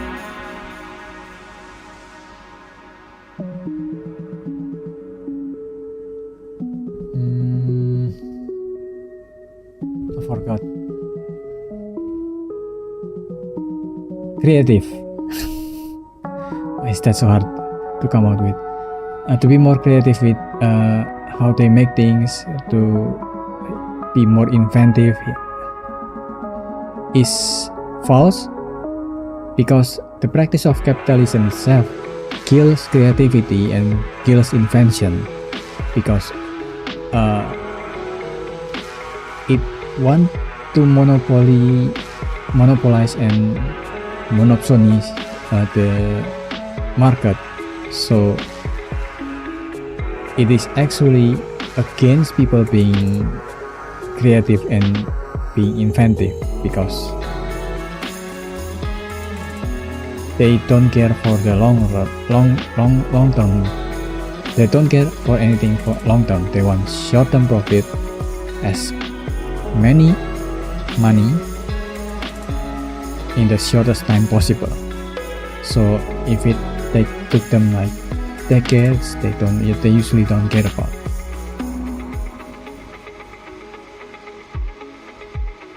The dumbest idea in the world. Limited liability has allowed huge progress in human productive power by enabling the amassing of huge amount of capital, exactly because it has offered shareholders an easy exit, thereby reducing the risk involvement in any investment. However, at the same time, this very case of exit is exactly what makes the shareholders unreliable guardians of a company's long-term future.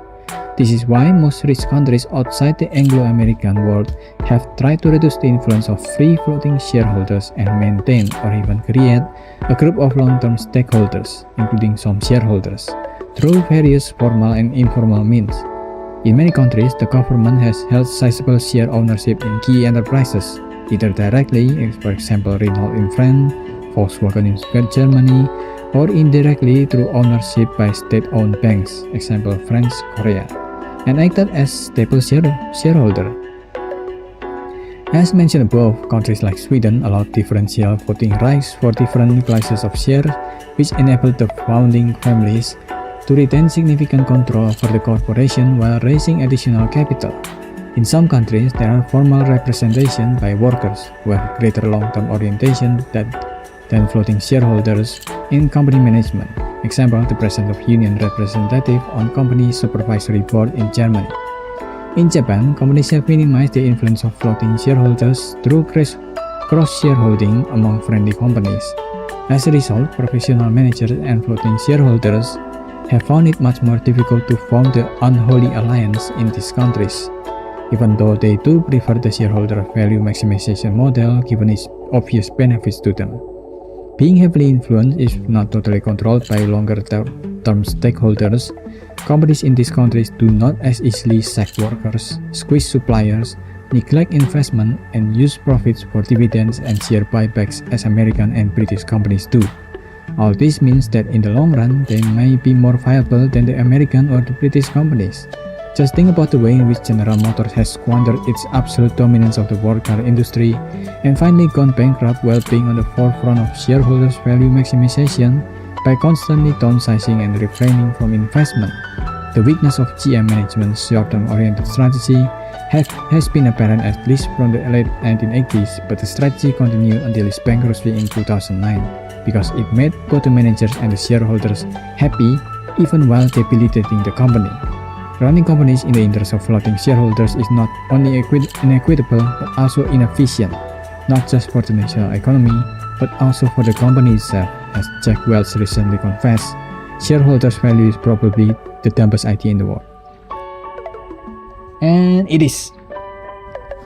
Well, free market itself is dumb, but shareholder is even dumber. I think right now a lot of capitalists just wanted to focus on that because, well, it is obviously bad.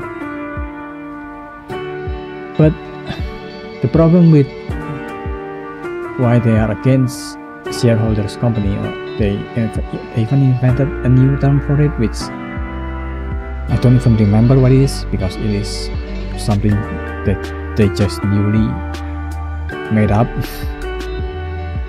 The problem with their problem against shareholders capitalism is that it is only one small part of what makes the current capitalism is bad. There's still these whole other things like free market, for example, the one that is discussed in the first chapter. That in itself is bad even without shareholders. It's just that, and then with shareholders and then with everything else, it made our current world is basically a dystopian capitalist world.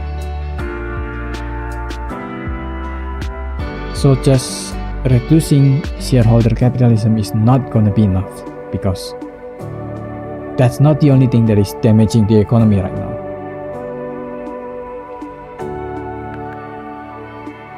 So we need to ask for more.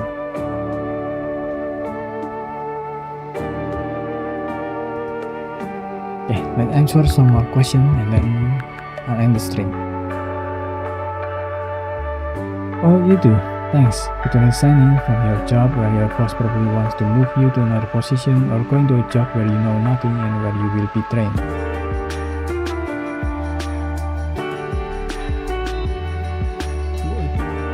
she has a job here. Yeah.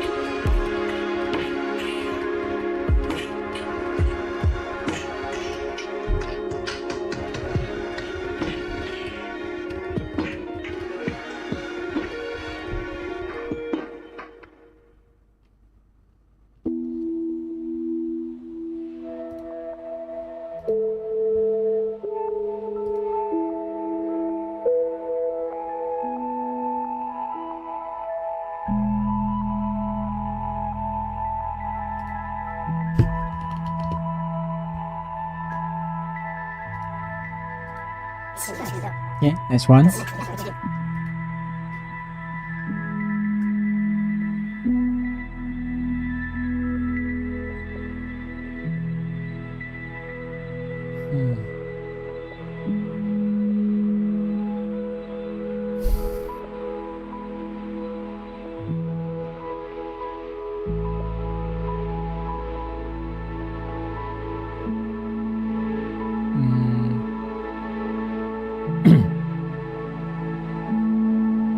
Yeah, I think it's the same person as before, right?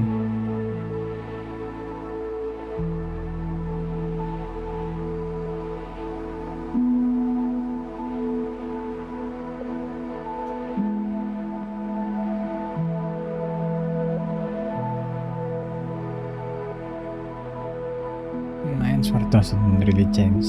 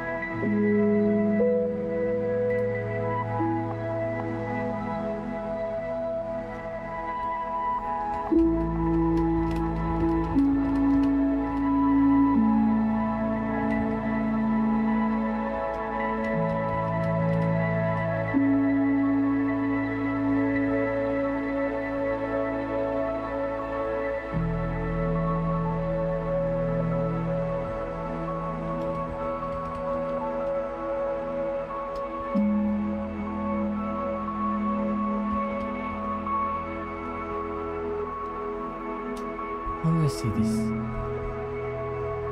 Introvert and extrovert is a real thing, of course, but they're also not as it's not like you are set in stone.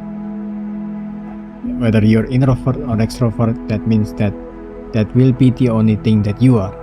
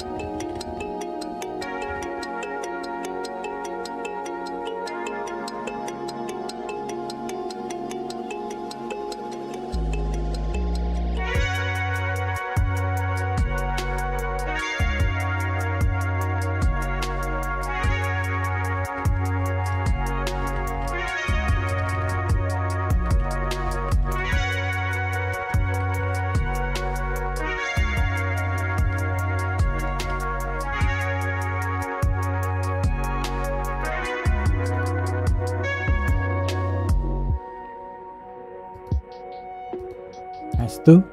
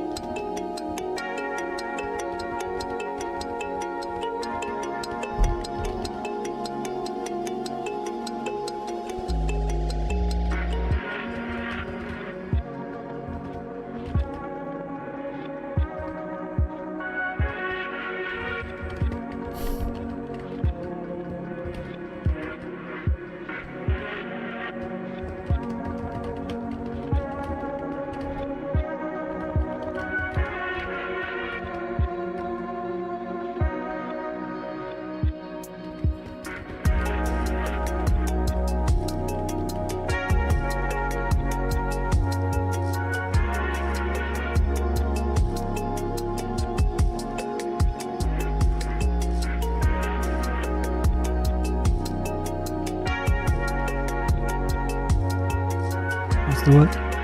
What do I remember it as subdomain?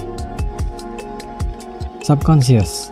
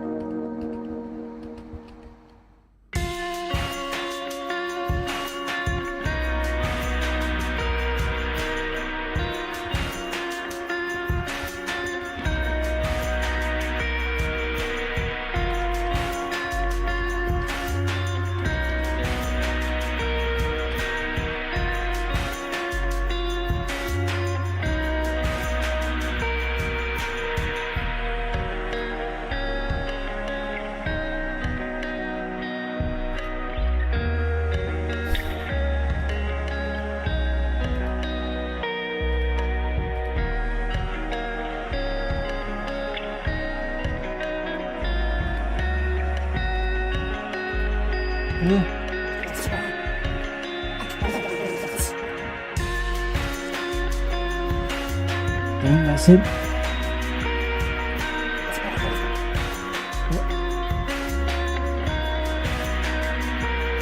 Pakai hotel island tractor tuh. What's that?